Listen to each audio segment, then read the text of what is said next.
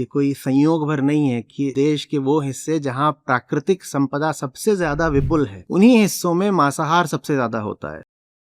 उत्तराखंड में, गोवा में, झारखंड में, उत्तर पूर्व में, छत्तीसगढ़ में, दक्षिण के जो तटीय इलाके हैं यहाँ पर सबसे कम मांसाहार कहाँ होता है? उन जगहों पे जहाँ प्राकृतिक संपदा बहुत पाई भी नहीं जाती, जैसे राजस्थान, जैसे पंजाब, जैसे हरियाणा, जैसे गुजरात, वहाँ कम होता है। ये कितनी विचित्र बात है। विचित्र बात इसलिए है क्योंकि ये मांस से अगर आपने अचेतन संपर्क रख लिया तो आप भी जानवर जैसे हो जाते हो। जो लोग ऐसी जगहों पे रहते हैं जहाँ प्रकृति बहुत जबरदस्त है, वो पशुवत हो जाते हैं, वो जानवर जैसे ही हो जाते हैं, क्योंकि इतनी प्रकृति है उनके चारों ओर कि वो भी प्राकृतिक हो जाते हैं। अब जब प्राकृतिक हो जाओगे तो फिर कभी जानवर खाओगे, कभी मछली खाओगे, कभी कुछ खाओगे। लेकिन यही वो जगह है जहां से अध्यात्म के बड़े से बड़े खजाने भी उठते हैं। देवभूमि बोलते हैं उत्तराखंड को। ये कैसे हो गया?